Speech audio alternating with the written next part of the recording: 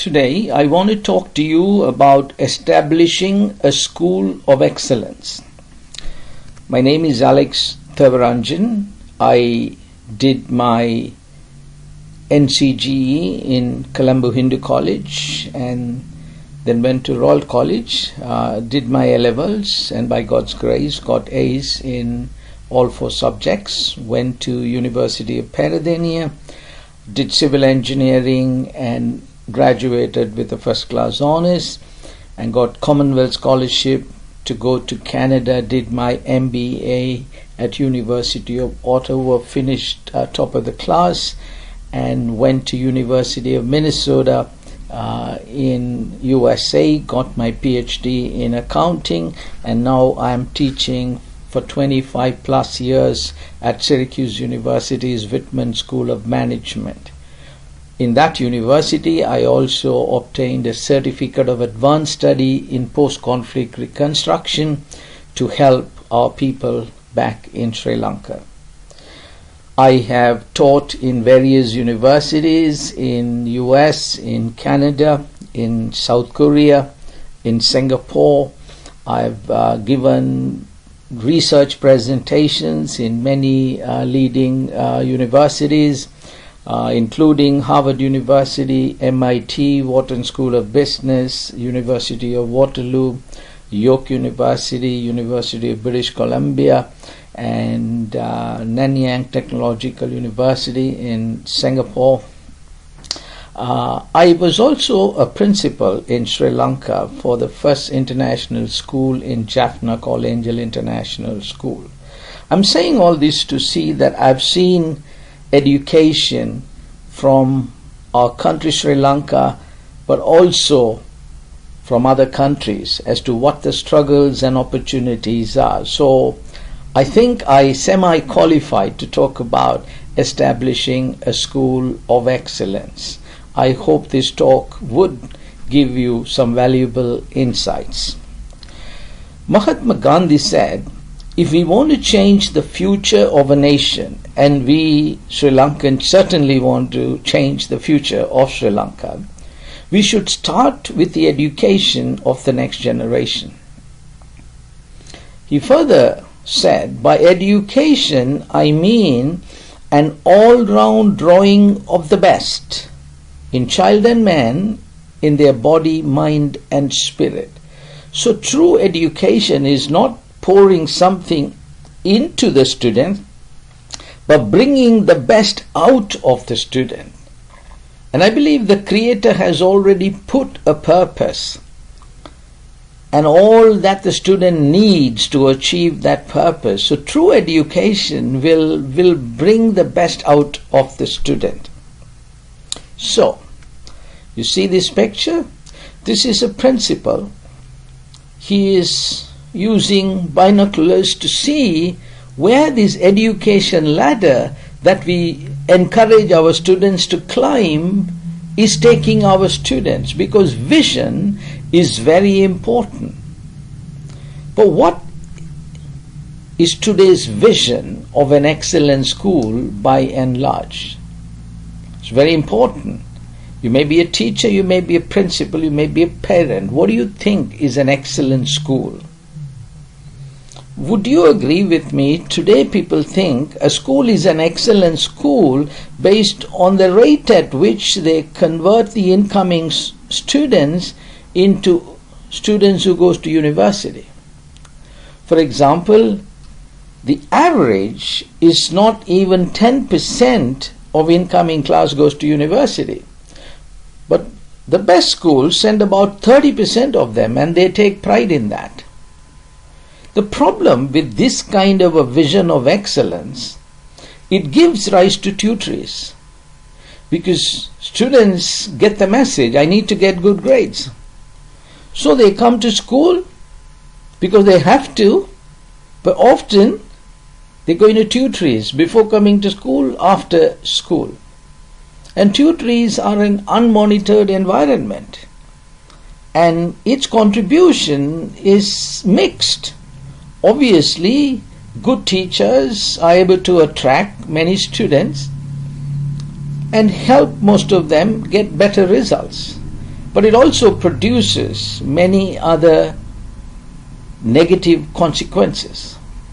But what's even sadder is that in spite of tutories, the percentage of students who don't make it, on average, are more than 90% feel like they're failures. Even in the best schools, 70% feel they are failures. And society puts that stamp on them. But let's take the students who make it to the university. Are they happy? No, because not all of them get employed. There are so many unemployed degree holders. It's a problem. They feel like failures. They chose a major that didn't lead them to a job. But let's say even if you are employed, are you happy? I was employed as a lecturer in engineering mathematics. Was I happy in it? No, I was not happy. I didn't think I was cut out for engineering. So what are we doing? Out of all the students who come, it's even arguable whether 5% are really finding a career in which they are fulfilled. They're just doing a job to get the money so they can take care of their family and have a good time in weekends and planning for the retirement. See, this is the result of a wrong vision. Let's take a look at this challenging video where a student is challenging this teacher.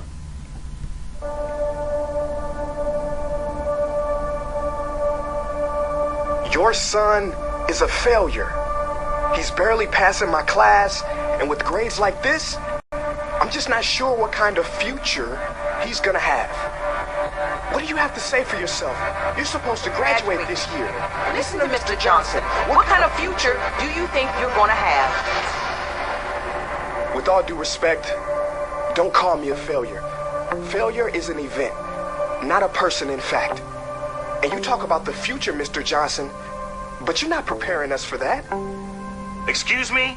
Just listen to what I'm saying. This should be good. Would you agree that in the future, most careers will become automated? Yeah, so?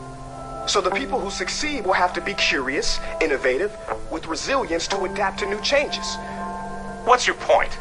My point is, the focus in this school is not on that. It is on regurgitating information and test taking, and that's just real. But in today's world, creativity is the most important leadership skill. Oh, that's how you feel.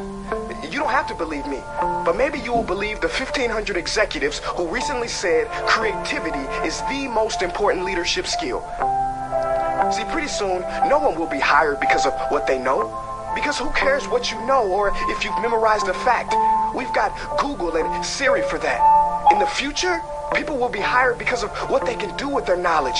Can they creatively solve real-world problems, not just follow instructions or directions and bubbly and multiple choice questions? So, Mom, that's why I'm stressed, because these robotic tasks we learn in school should stop.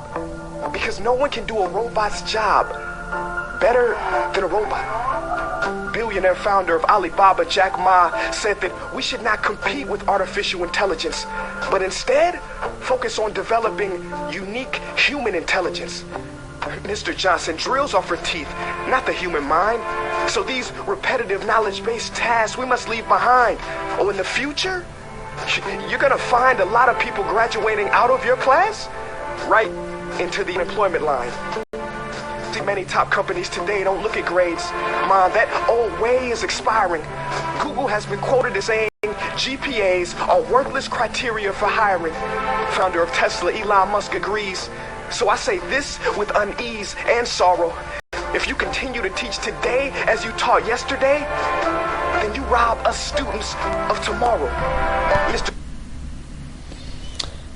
Wow, that is challenging.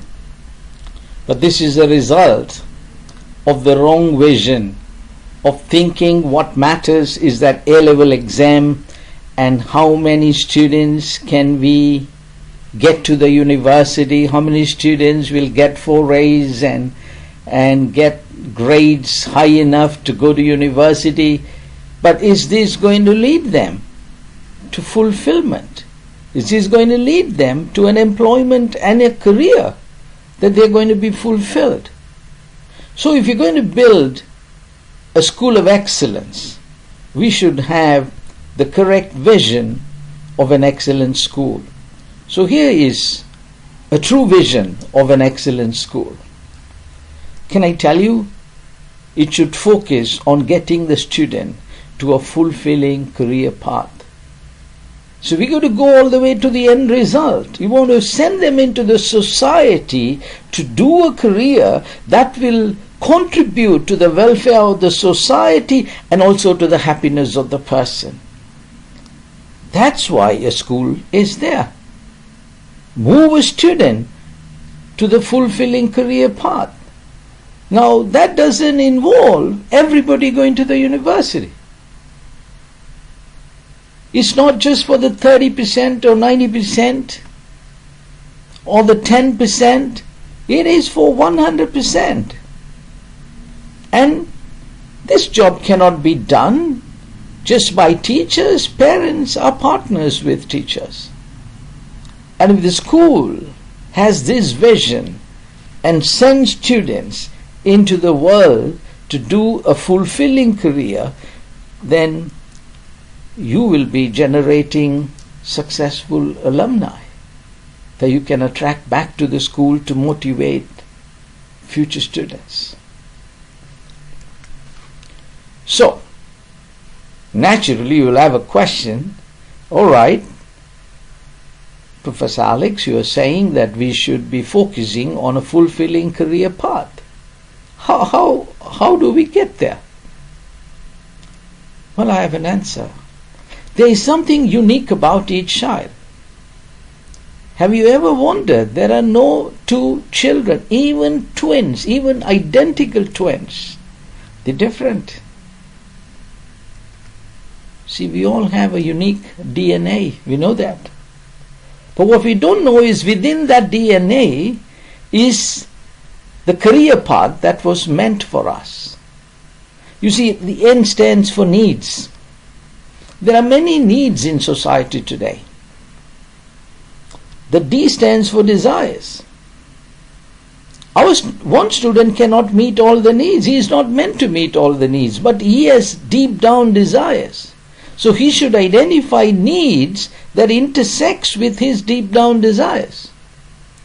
Now then again, just because he desires something, that doesn't mean he should go ahead and do it. And that's why you intersect with your assets, your abilities, the things that you are excellent at. And it is something that you have that market values. Then you may be excellent in math. You may be excellent in playing cricket. You may be excellent in singing. You may be excellent in physics. But we shouldn't measure assets just by book knowledge. It has to be much broader than that. And then you see, if a student finds a need that intersects with his or her desires and assets, that's their dream.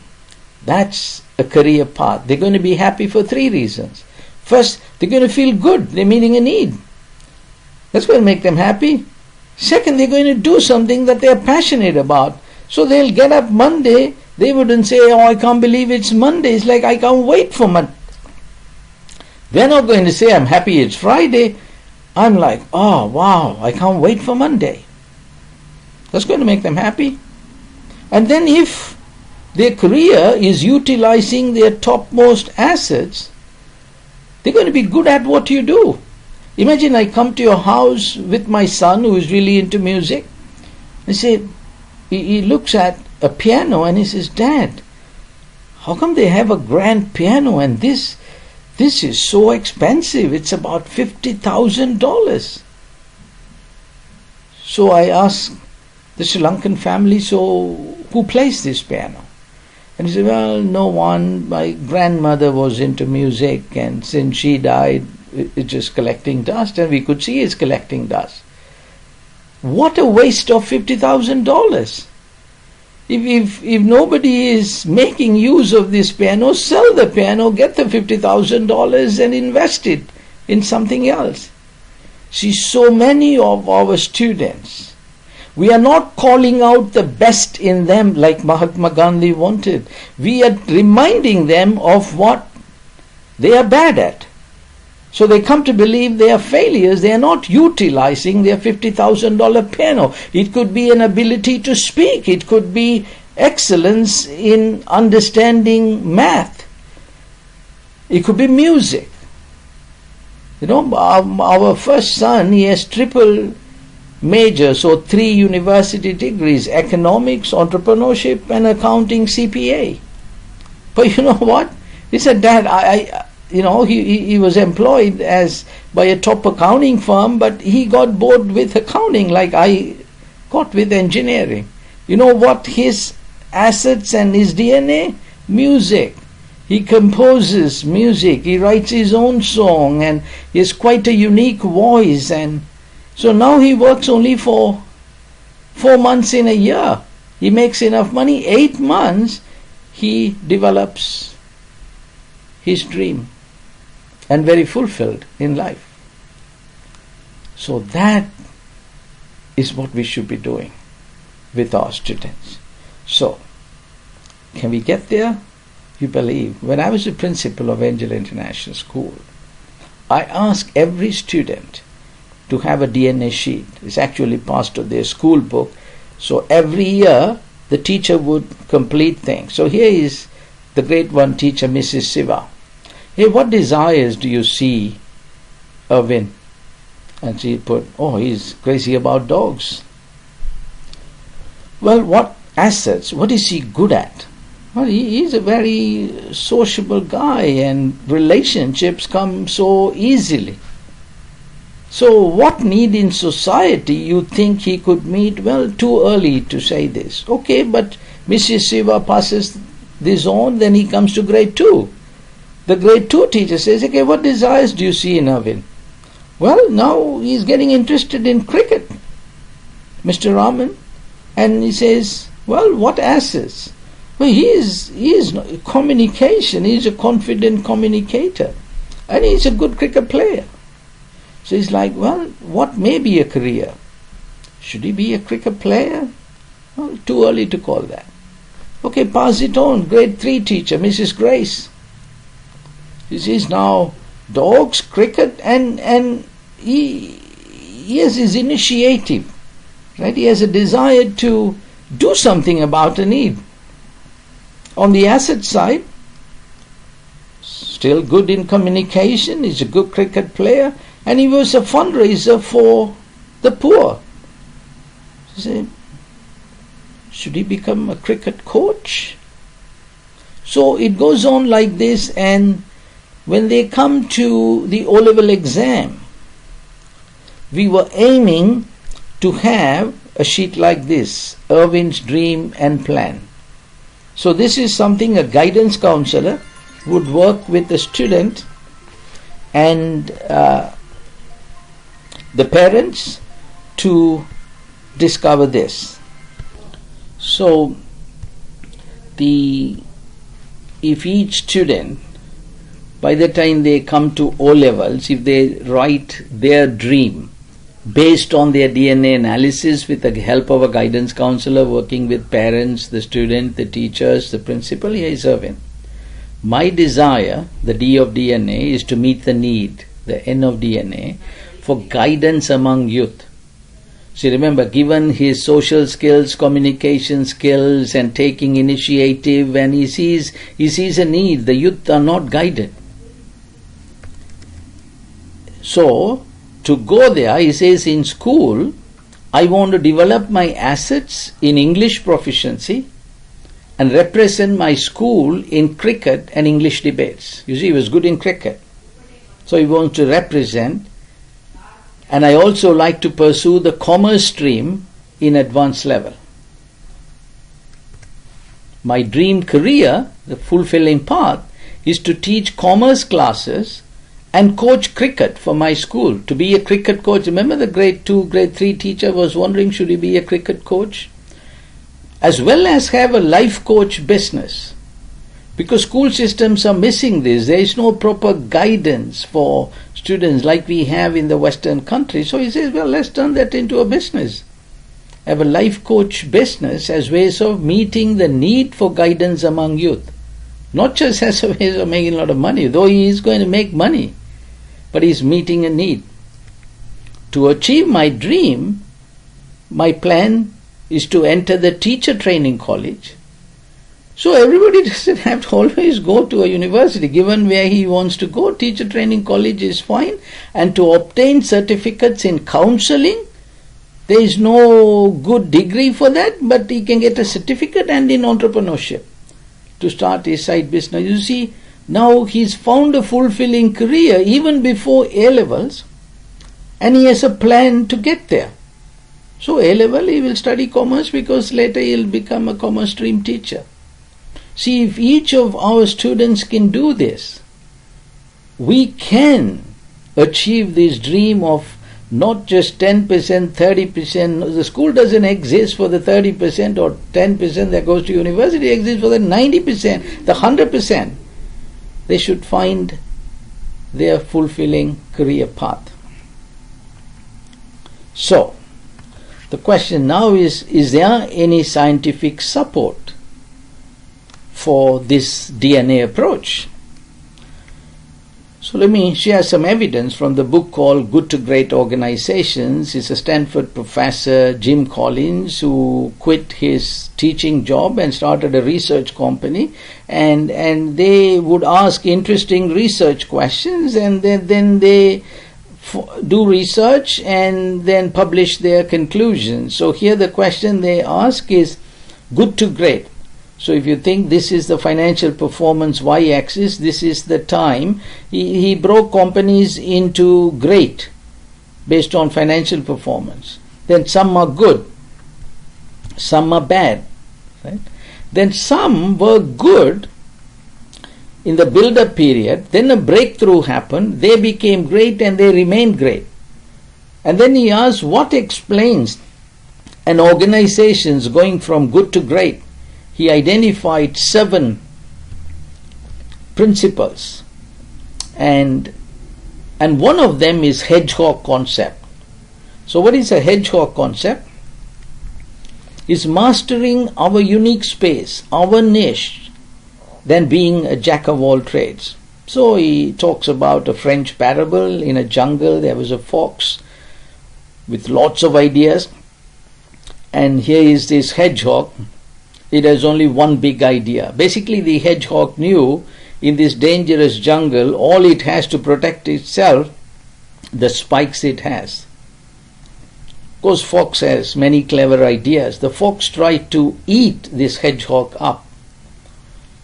So it secretly attacked him from the front. Couldn't beat him.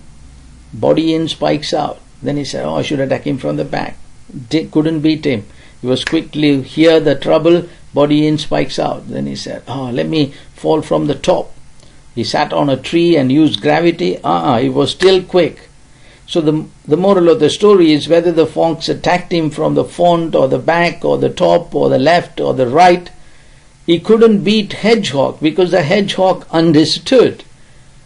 The spikes is all it has in a dangerous jungle, and it excelled in using that spike to protect itself, and no lion, no tiger, no elephant was able to kill the hedgehog. So he says these good to great organizations found their spike, and then they excelled in it. They didn't try to do everything.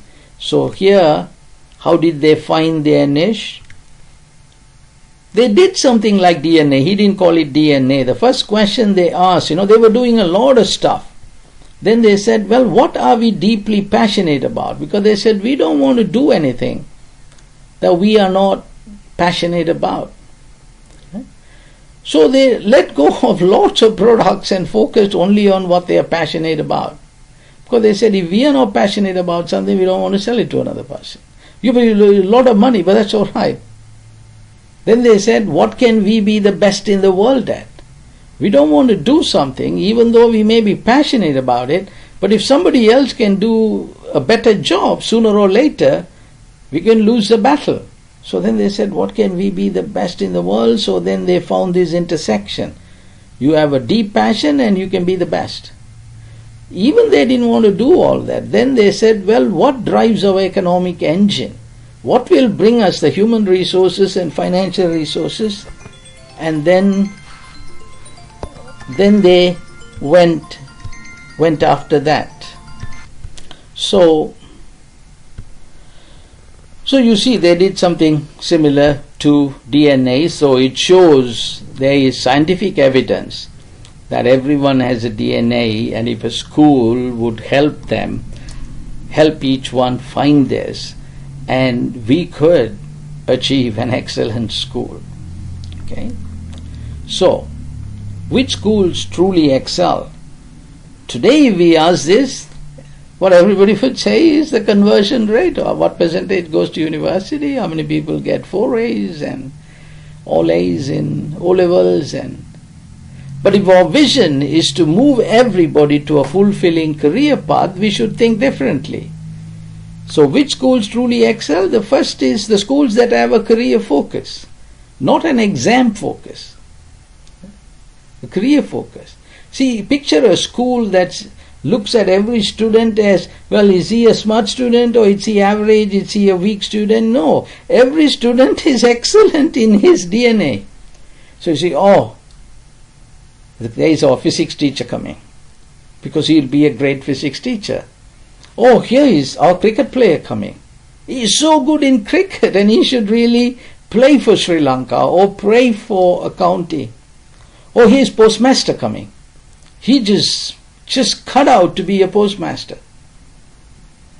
Or you see another one, you say, oh, there's engineer. Oh, that's our doctor. And here's our businessman coming. So you see, if you keep calling them, we have a house here in US and students live with us, and for every student we focus on helping them find out their DNA. So then we call them Ambassador Muya, because he has a strong desire to represent people with disabilities. Education Minister Molly from Uganda, she wants to be the first female education minister. Muya was the director of disabilities of Zambia, and Molly was hired by UNESCO for 2 years after she graduated from Syracuse University. So a school that excels is a school that believes every child has a career and has that career focus in everything that they do, not an exam focus like what we have. Well, other things, if career is the focus, that school will expose students to various career paths. It can be easily done with the kind of technology that we have today. Bring your alumni, others, Sri Lankans doing well in Sri Lanka, abroad, and just bring them on Skype.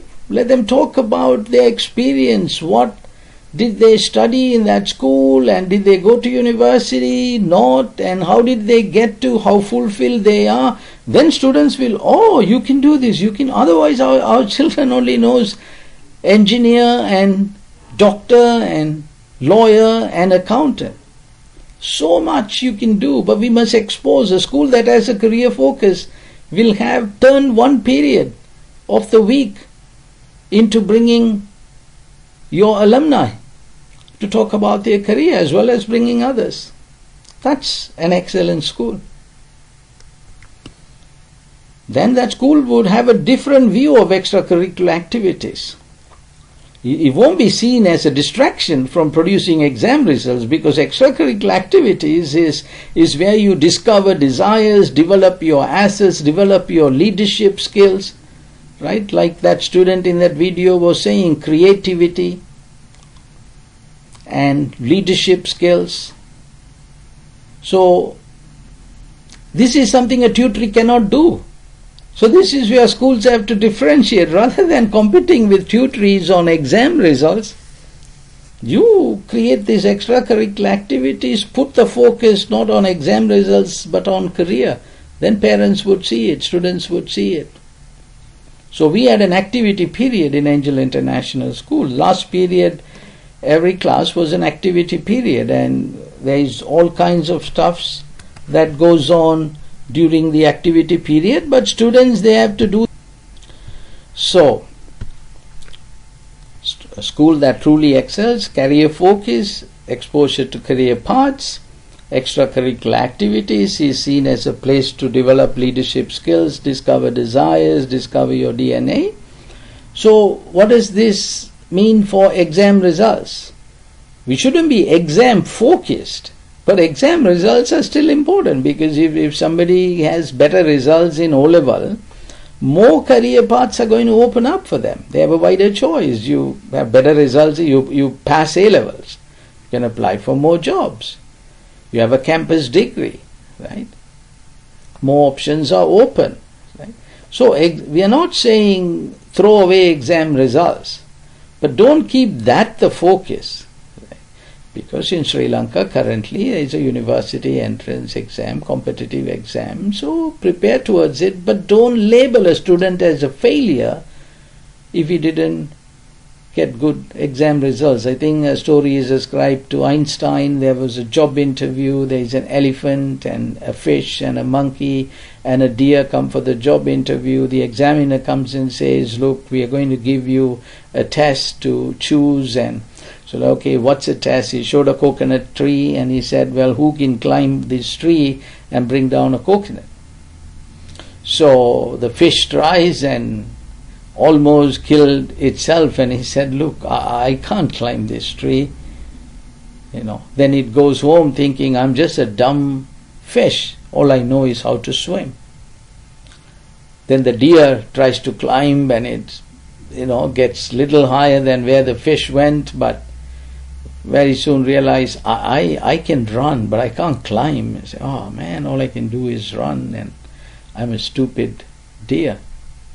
Then the monkey comes. Monkey is like, put his collars up and boom, boom, boom, jumped up, comes down with the coconut. He knew he's getting the job. Then elephant comes. Kind of saw what monkey did, and so he tries hard now and finally brings the whole coconut tree down. So you see, why are we measuring? We put exam focus and we brand students as failures because they couldn't go to university or they couldn't get a job. And no, career focus. Everybody has a fulfilling career. But encourage them to get better results in exams, work hard. So the other one is language skills. If career is your focus, if you're good in English, a lot of careers are going to open up for you. Right? This is what we saw in Angel International School. The kids were fluent in English, and that was the main asset. Suppose say you're good in Sinhalese. Everybody wants government job in Sri Lanka. Hey, if you're good in Sinhalese, you're going to qualify for more government jobs. So why not, while you're in school, have a language period where everybody has to speak in that language, either English, it's an English hour or a Sinhala hour. What if you can also learn German? See, in Germany today, education is still free, almost free for anyone. If you can come and learn German and you want to study in Germany, you can get a very good degree from Germany. You see that because we are exam focused, we see all of that as distraction. But if you are career focused, you would see that, no, let's do this. So in Angel we taught German, and because we had functioned under German funding as well, we taught Sinhalese. So this is how Excel spells. Exam results, we are not negating it. Extracurricular activities are important. Tutories cannot provide this. Career focus, that's the key. Expose students to career paths. Help them develop their language skills. That is the true measure of a school of excellence. Here are some examples. Samuel Thevasaeyan. He came to Canada when he was about 14, 15, and while he went to high school, he would work in a convenience store as a cashier. That's when he got exposed to a business career. Oh, where are the supplies coming from, and how is the owner making money? And so he kind of discovered his DNA on that job. He's a smart guy. He could have gone and done engineering, and he went to York University and got his BBA, Bachelor's in Business Administration. And then he went and worked for a bank, and then he moved to Cayman Islands. In Cayman Islands, he started doing some side businesses with, the hiring workers from Jamaica, and initially putting tiles, and later building 1 house to 2 house to 4 house to an 80-unit condominium. And because he could only afford a kind of a marshy land, because Cayman Islands is a very expensive island, he took a marshy land. You see the creativity that kid talked about in the video. He just dug up the mud and created a villa, a lake, and he called it Lake Villa, 80-unit condominiums, and then the hand of God also helped him. There is Hurricane Ivan hit, and so he kind of built hurricane-proof structures, made his millions. Then he migrated to Australia, and he got into construction there. He's a millionaire today, and I know about him because he's my brother. But what I'm trying to show is, he didn't go and study engineering or medicine because that he couldn't have done it. No, he knew what he wanted. And so, just want to encourage you guys, you're not a failure, you're all a success, but just find the career in which you will find success. Don't chase somebody else's dreams. If I say, if you wear my shoes, you'll be very uncomfortable because my shoe size is only 6. If I wear your shoes, it's going to be so loose for me. So, you wear your shoes, I wear my shoes, we can go a great distance and we'll be comfortable. Here's another example, Rohan Pallewatta. He's a Sri Lankan, he's still in Sri Lanka. He's the chairman of the Lanka Harness. Annual revenue is $38 million. They produce impact sensors for all major car companies in Japan, in US and Germany. How did he find this career? He actually failed A-levels. After O-levels, while kids, that 3 months period people tend to waste, he applied for a scholarship, went to Japan, visited car companies, and he learnt about these impact sensors and how it's a very labor intensive work, but they really need reliable people to produce it. And he said, well, why can't we do this? And the dream was birthed. Went back and then studied A-level, still trying to think about this, and he failed his A-level, he failed Sinhalese and took it again, took Japanese as a subject, and then went and did law. But his dream was this impact sensor. Why can't Sri Lankans produce that impact sensor? Why Japanese feel like only they can do this? Because labor is cheap here. Started his company, struggled for a bit, but that passion drove him. Today, very successful company, is even playing around with the idea of asking for Sri Lankan presidency. But A-level failed for shy. How about LEBARA? This is Ratish Bhaskaran. LE for Leon, BA for Bhaskaran, RA for Ratish, 3 Sri Lankan refugees. They found their DNA while they were working for a mobile phone company. They all got fired. Then as a friends, if you watch the documentary, BBC documentary LEBARA, they kind of did something like a DNA analysis and to see, even though he did aeronautical engineering, he did it to please his father. But he found his dream, that exposure to their dream from the job that they got fired. But they developed, that experience was their asset. They found a cheaper way to offer ability to make international calls. And at 25, Ratish was 25, by 30 he wanted to be a millionaire. But by 26 he was a millionaire. By 30 they were billionaires. Then they started giving half their wealth to a foundation called LEBARA Foundation, and they do so much good to Sri Lankan refugees in India, now in Sri Lanka. It's not his aeronautical engineering, it's that he found his dream. So nobody is a failure. Just believe in yourself, believe in God, and go forward and find your dream. Here is Sal Khan, a Pakistani. He found his dream while he was helping his cousins. He was good in math, and so they would come to him, and then he gets busy, so he did a recording many years ago and put it, and his cousins found his videos were better than him alive, because when he's alive he gets upset with them and they feel kind of a little bit ashamed. They said, no, you put your videos. Then he found there was a market. So the whole Khan Academy, where he found out that he has his ability to teach things in a very interesting and innovative way using technology. So Khan Academy now teaches everything, math, science, history, biology, in a unique way. Then Bill Gates found out about it, gave him $1 million. He is doing a fulfilling career, but he found his dream while helping his cousins. So you get my point. My encouragement to you is, dare to believe. If you are a school principal, dare to believe. The vision, true vision of a school of excellence is to believe that every child has a fulfilling career path. The school exists along with parents and teachers to move that student towards it. This is excellent school. DNA is one idea of we can get there. So now, to build an excellent school, there are various stakeholders, parents, teachers, students, alumni.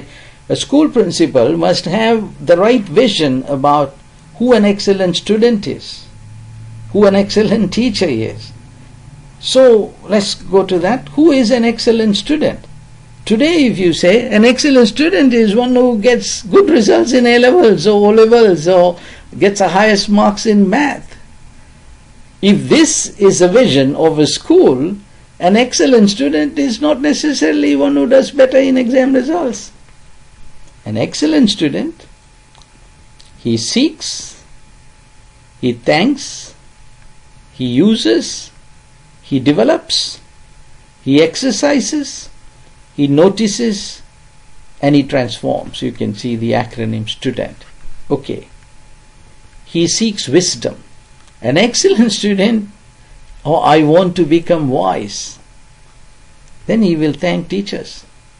You know why? Because he realizes teachers have a lot of wisdom, parents have a lot of wisdom. So if he's a seeker of wisdom, he'll be thankful to teachers.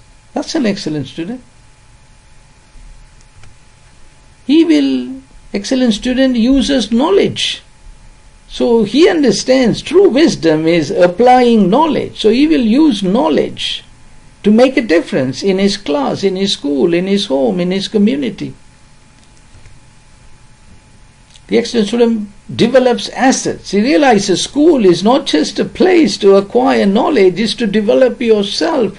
So that's where you will want to be part of debate teams and cricket teams and develop yourself, develop your leadership skills. I know when I studied at Royal College, more than the 4 A's I got, the activities I was involved in, the dramas, the chess and the leadership opportunities, I was a prefect of the school, I developed my leadership ability, which helped me more than, after all, I got 4 A's, went to engineering, got a first class, but that didn't help me. It's a leadership ability. So school is a great place for that. And tutories cannot compete with this. An excellent student exercises mind. He will understand. When you are young is when you want to not just exercise your body, exercise your mind, you develop your brain. So that's why it's good to study hard for O-levels and A-levels, and if nothing else, that training develops your brains. More importantly, an excellent student is one who notices their DNA, because that's what's going to lead them to the fulfilling career path, and ultimately an excellent student is one who transforms society. You make a difference, you meet a need. See, we got to change our view of who is an excellent student. How about an excellent teacher? What's our view of, who is an excellent teacher? Schools are desperately in need of excellent teachers. First I say, a teacher is first of all a trainer. I give this story that there were two people in a construction site moving stones from A to B, and the third person comes and asks one guy, "What are you doing here?"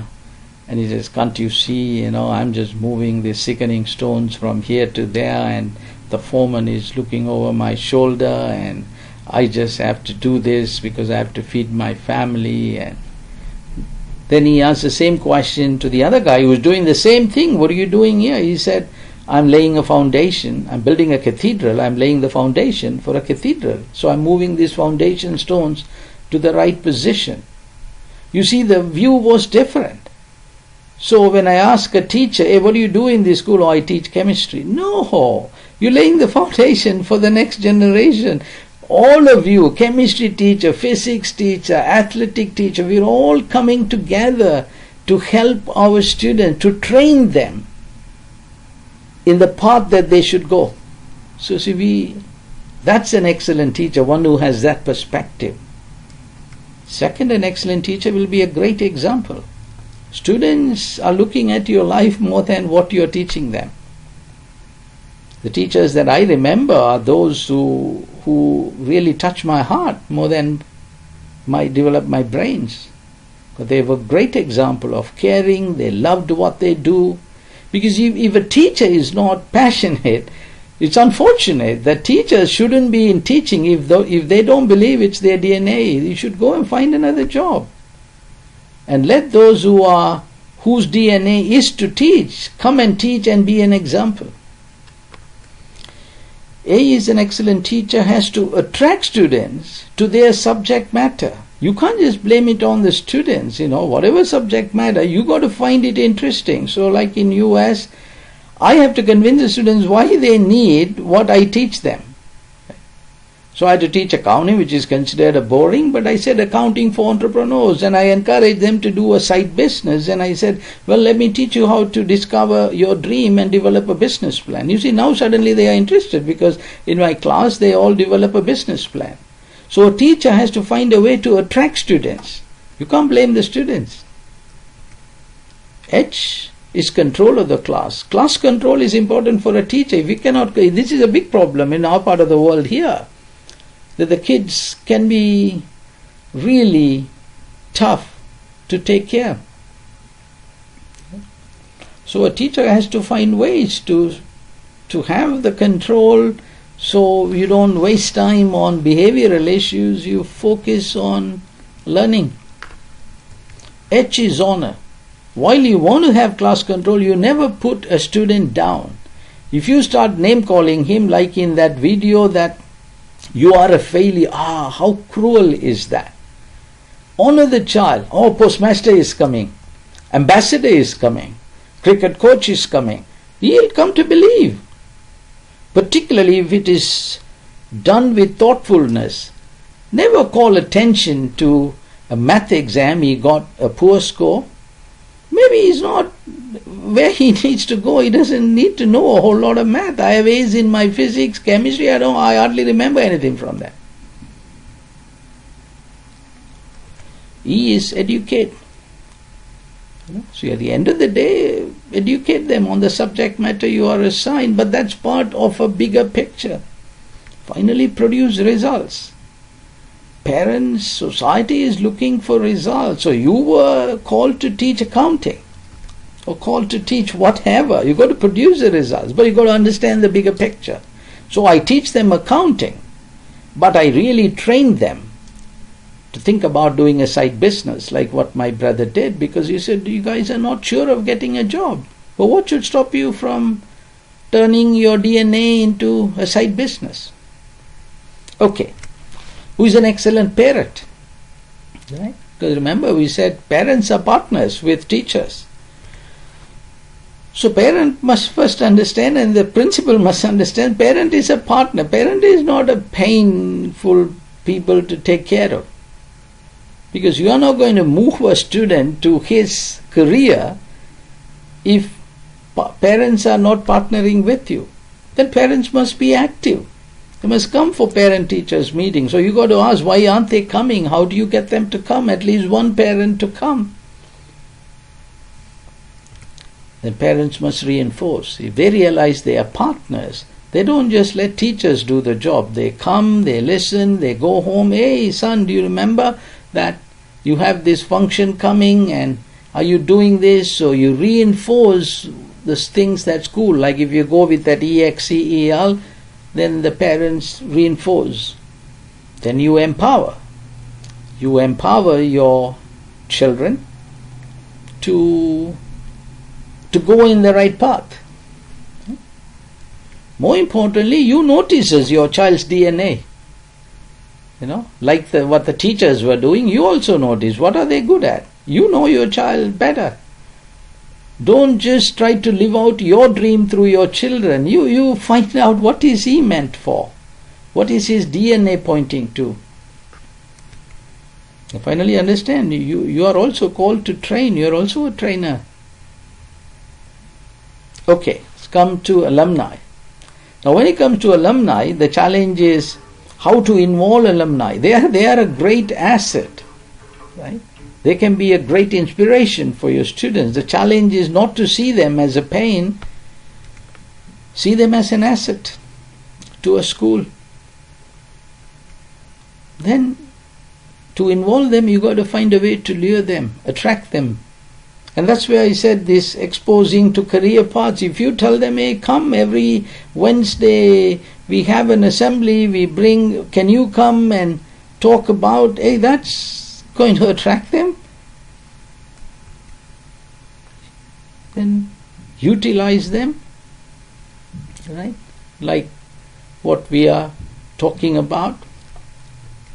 Then mobilize them. Once you got some people excited, then get them to get their batches together. So they mobilize, hey, we should do something for our school. Then notice their DNA. Don't just tell them, hey, give us money for this, give us money for that. You see, what do they have a desire for? What are their strengths and what is the need of the school? And find the DNA, a need in the school that the alumni has a desire and the assets for. Then involve them. Give them space. With some guideline, you will involve the alumni. So I hope that was helpful.